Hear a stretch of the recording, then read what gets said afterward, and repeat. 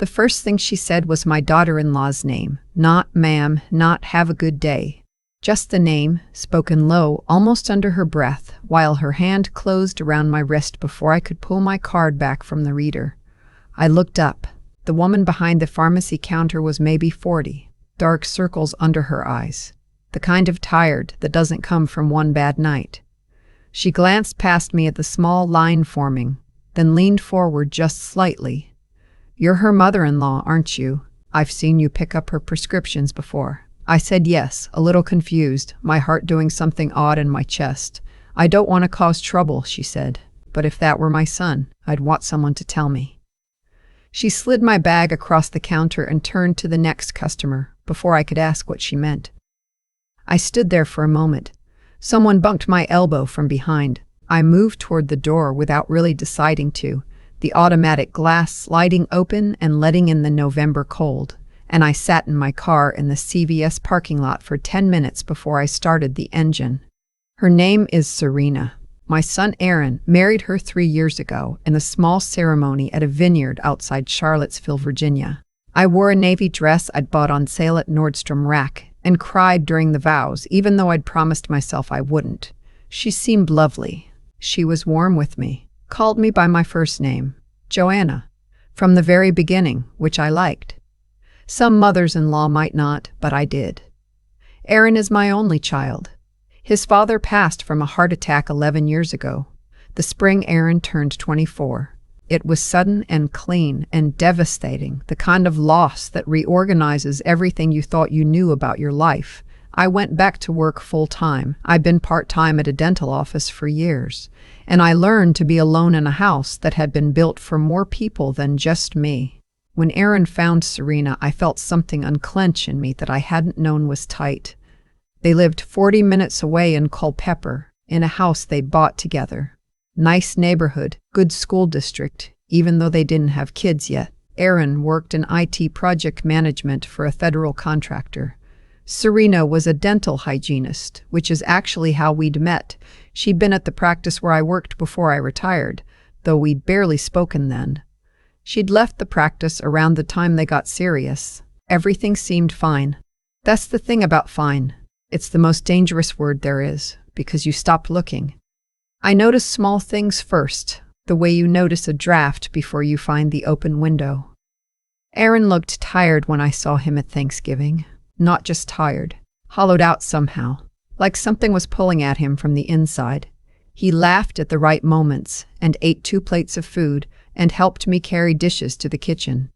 But when he thought no one was watching, his face went somewhere else entirely.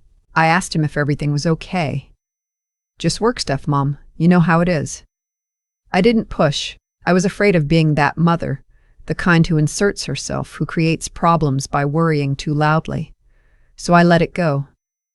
Serena was cheerful at Thanksgiving. Very cheerful, actually. She talked a lot, mostly about a kitchen renovation they were supposedly planning, new countertops, a farmhouse sink, maybe taking down the wall between the kitchen and the dining room. She pulled up photos on her phone. I nodded and said it all looked beautiful. On the drive home, I kept thinking about the way Aaron had looked when she was talking, like he was hearing about someone else's house. I went to CVS that day in November to pick up my own medication, a blood pressure prescription I've been on for years. Nothing dramatic. The pharmacist who handed me my bag, her name tag said Dorothy, had a careful way of looking at me that I still think about, not pitying, more like someone choosing their words in real time, deciding how much to say. What she'd said was enough. I sat in that parking lot and thought about what exactly had felt wrong over the past year. And when I listed it honestly, the way you can only do alone in a car in the cold, the list was longer than I'd admitted to myself. Aaron had stopped mentioning the vacation they'd been planning to Portugal. He'd mentioned it several times over the summer, had even asked me once if I'd ever been to Lisbon. By September, Portugal was gone from the conversation, and I hadn't thought to notice until right then. He'd borrowed $200 from me in October for what he called an overdraft situation that he'd handle by the end of the week. I hadn't thought much of it. He'd paid it back. But Aaron had never borrowed money from me in his adult life. Not once. His truck needed new tires. He'd mentioned it casually, a throwaway comment. A month later, the tires were still the same ones. None of it meant anything on its own. But sitting in that parking lot, I wasn't looking at them on their own anymore. I didn't call Aaron that night. I thought carefully about that decision. If I called and said a pharmacist told me something that scared me, I would sound paranoid and he would reassure me and I would believe him and nothing would change. If something was actually wrong, I needed to understand it before I said a word. I am 63 years old. I have buried a husband, managed my own finances alone for over a decade, and kept a difficult secret. My own cancer scare 4 years ago, caught early, handled without telling Aaron until it was resolved because I refused to frighten him over something I could handle myself. I know how to be quiet when quiet is the right tool. So I was quiet. And I started paying attention. I offered to help with Christmas preparations. Serena seemed pleased. She'd always appreciated that I wasn't an intrusive mother-in-law, so when I offered to be present, it read as a gift rather than an intrusion. I came over on a Saturday in early December to help address cards and wrap some gifts she'd ordered. She stepped out for about an hour to run errands. Aaron was home, puttering in the garage. I wasn't snooping. I want to be honest about that. I was carrying a roll of wrapping paper to the recycling bin in the kitchen when I passed the small desk in the hallway, the one they used as a command center where mail got stacked. There was an envelope there, open, from a credit union I didn't recognize. The letter was partially visible, folded once. I could see the amount, $14,230, past due. I put the wrapping paper in the bin. I went back to the table.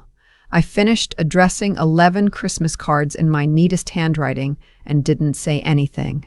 That night I did something I'm not entirely proud of, though I'd do it again. I called my neighbor Helen, who is 71 and spent 30 years as a loan officer before she retired. I described what I'd seen without using names. I asked her what that kind of past due notice typically meant for a household. "Joanna," she said, because of course she knew it was personal. "That's not a little behind. That's months of missed payments. That's a family in real trouble." I asked her if it was possible for one spouse to accumulate that kind of debt without the other knowing. There was a pause. "Possible," she said, "especially if one person handles the accounts and the other trusts them to."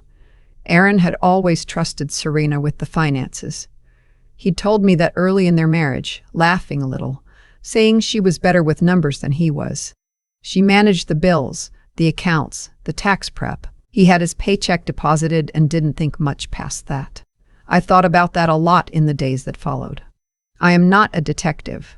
I am a retired dental office receptionist who makes a good pie crust and tends a small garden and reads 2 or 3 books a month. But I am also a mother, which means I have a particular kind of stubbornness that I've found has no off switch. I asked Aaron to lunch the following Thursday, just the two of us at a diner in Warrenton we'd been going to since he was in high school. I kept it easy, just lunch, I said. I wanted to see him, no occasion.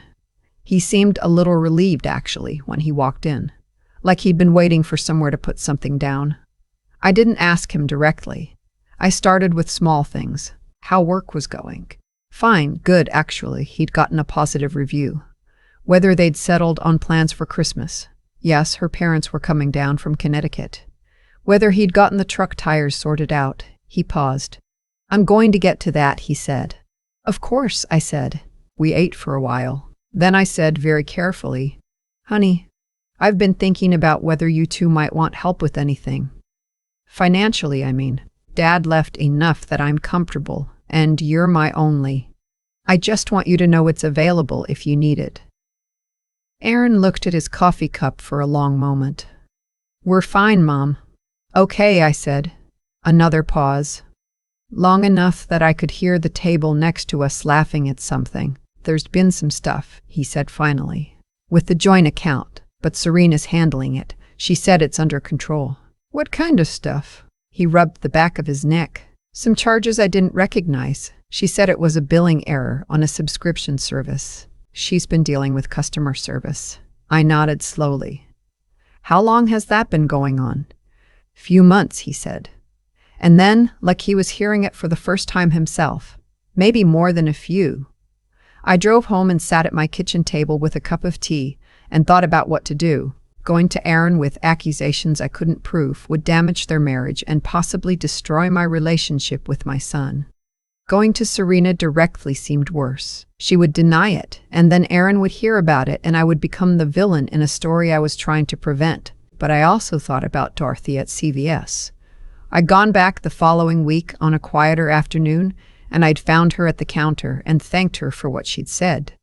She'd looked at me carefully and said, "I filled a lot of prescriptions for that household. The names on the accounts have been changing." I probably said more than I should have. I thanked her again and didn't press her for more. She'd already done something that could have cost her. But what she'd said, "The names on the accounts have been changing," that was something. I spoke to my attorney. I want to be clear that this was not me going rogue, as my friend Patricia would say. It was me being responsible. I'd used the same attorney for 15 years, a practical woman in her mid-50s named Diane who had handled my husband's estate. I called her and described the situation in general terms and asked what options a person might have in this kind of situation. She explained to me what financial fraud within a marriage looks like legally. She explained what documentation matters. She told me, clearly and without drama, that if I believed my son's money was being misused, there were ways to help him see it, but that ultimately it had to be his choice to act. "You can't rescue someone from a situation they don't know they're in," she said. "First, he has to know he's in it." That conversation gave me a framework. I needed Aaron to see the truth himself with his own eyes, in a way he couldn't explain away. I asked Aaron if he'd be willing to sit down with me and go over some financial planning. "Nothing alarming," I said, "just that I'd been thinking about estate documents and wanted to update some beneficiary information and thought it might be useful for him to understand the accounts." He agreed. He seemed almost eager, actually, which made something ache in me that I tried not to show. We sat at my kitchen table on a Sunday afternoon in January with 2 laptops. I walked through my accounts, my modest retirement savings, the life insurance, the house. Normal things. And then, as if it were the natural next step, I asked him to pull up their joint account so I could understand what my beneficiaries would inherit alongside. He typed in the login. He stared at the screen. I watched his face change. The balance in the joint checking account was $214. The savings account connected to it had been closed. There were 2 credit cards on the account, one he'd known about, one he hadn't. The card he hadn't known about had a balance of just over $22,000. He was very still for a long time. "Mom," he said, and his voice was strange and young-sounding. I don't know what this is." "I know, sweetheart," I said. I'd printed some things carefully over the preceding weeks. Statements I'd requested as his emergency contact, which I still was, on several accounts, from before the marriage. Transaction histories that told a story of cash withdrawals, transfers to a Venmo account I didn't recognize, payments to a name that wasn't Serena's and wasn't Aaron's. I put the papers in front of him.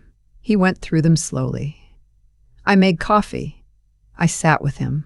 I didn't explain or editorialize. I just let him see.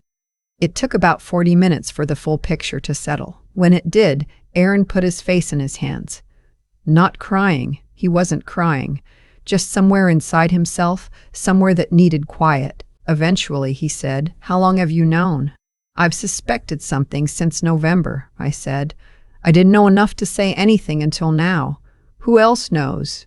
No one who matters yet." He asked me if I thought she knew what she was doing. I said that was a question for a better conversation with better information. I said what mattered right now was protecting what was left. We called Diane together from my kitchen table that afternoon. Aaron held the phone. His voice was steadier than I expected. Diane talked him through immediate steps: freeze the connected accounts, request full transaction histories, document everything before confronting anyone. He asked about confronting Serena. Diane said, "Not yet. Let's build a complete picture first." Aaron nodded, even though Diane couldn't see him. Over the next 2 weeks, with Diane's guidance, we pieced together what had happened. The Venmo account belonged to a woman I'll call by her first initial, K. whom I later understood had been a college friend of Serena's who was in significant debt of her own.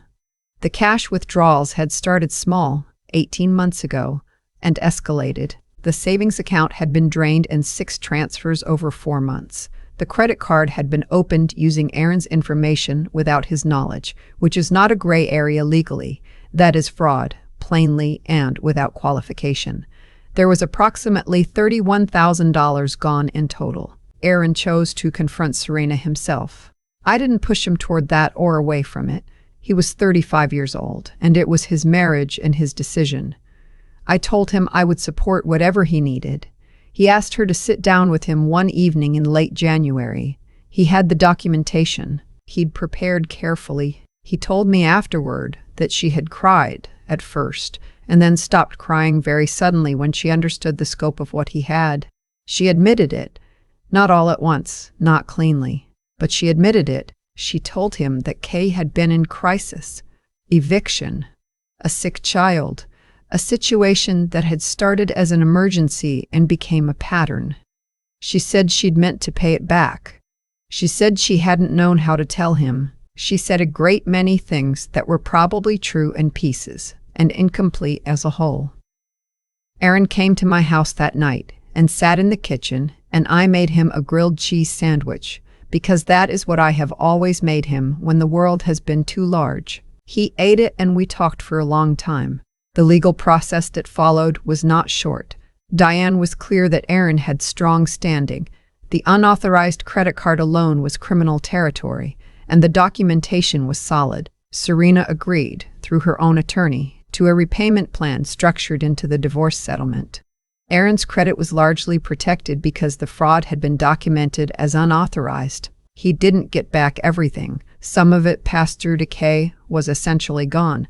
But he reclaimed his financial footing, his accounts, and eventually his sense of himself. Kay was not charged. That was Aaron's choice. I did not entirely agree with it, and I told him so once, and then I let it go. He had his reasons. He wanted it over. The divorce was finalized the following October.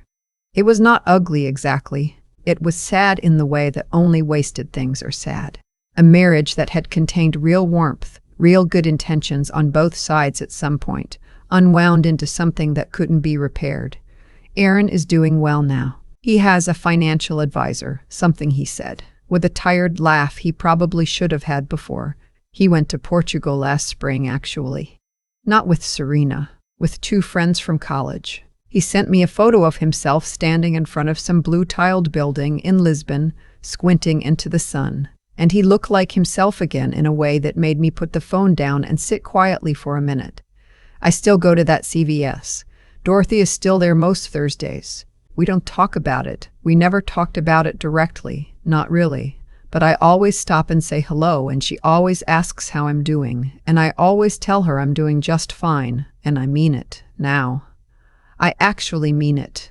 I think about what would have happened if I'd walked out of that pharmacy 2 seconds faster, or if she'd chosen to say nothing.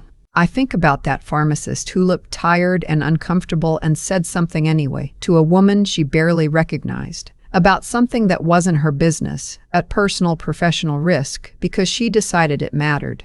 It did matter. I have been a mother for 35 years.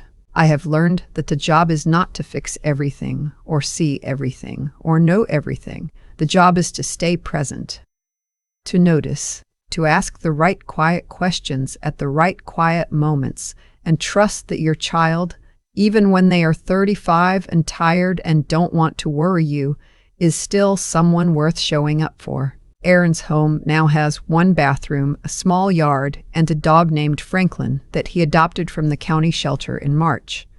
It is modest and peaceful and entirely his. When I visit on Sunday afternoons, he makes coffee, and we sit on the back porch and talk about ordinary things. Last time I was there, he reached over and squeezed my hand. "I still don't know how you knew," he said. "I'm your mother," I said. "I pay attention." He laughed at that. A real laugh, the whole face kind. I'll take it. I've thought a lot about the word fine since all of this happened. How many times I said it, heard it, accepted it without question. Aaron was fine. Things were fine. We were all fine. And underneath that word, quietly and steadily, something was coming apart. I don't think Serena started out intending to destroy anything. That's the part I've had to sit with longest, because it would be easier if she had. People who intend harm are simple to understand. What's harder, what took me most of that winter to work through, is that I think she made one decision that felt like helping a friend, and then she made another to cover it, and then another, and by the time the hole was deep enough to matter, she didn't know how to stop digging. That doesn't excuse it, not even close, but it explains how someone who called me by my first name and cried at my son's vows could also drain his savings account over 18 months without telling him. The cause of a thing is usually quieter than the consequence. That's something I've come to believe, not from any book or teaching, but just from living long enough to watch how choices travel. Serena's choice to move money the first time, probably a few $100s, probably with every intention of replacing it, set in motion something that eventually cost $31,000, a marriage, and 2 years of Aaron's life that he'll never get back. Not because she was a terrible person at the start, because she wasn't honest at the start. And dishonesty, left alone, has a way of growing into something its author no longer controls. What I keep coming back to is Dorothy, a woman I barely knew, working a Thursday shift, who chose to say something uncomfortable to a near stranger because she decided it mattered. That took something. It took the kind of moral steadiness that doesn't announce itself. It just acts, quietly, at personal risk, and then goes back to work. I think about what I would have missed if she'd looked away. I think about how close I came to walking out 2 seconds faster. Paying attention is not a passive thing. I used to think of it that way, noticing as something that just happened to you, like weather. But watching Aaron those months, asking the careful questions, sitting with what I saw instead of explaining it away, that was a choice made over and over. It required me to tolerate uncertainty without panicking, to move slowly when everything in me wanted to rush in and fix it. That kind of patience is not something I was born with. It's something I had to choose, deliberately, even when it was hard. And Aaron, I think what he showed in that kitchen in January, staring at a screen that told him his life had been handled dishonestly, was something I can only call quiet courage. He didn't collapse. He didn't rage. He sat with it, and then he made one phone call, and then he started rebuilding. That is not a small thing. That is, in fact, the whole thing. I am 63 years old, and I have learned that the most important work any of us does is invisible. It's the noticing, the staying, the deciding in ordinary moments to be honest even when honesty is inconvenient, and to act even when acting is uncomfortable. Those decisions don't feel like much when you're making them, but they are, I think, exactly what we're made of in the end.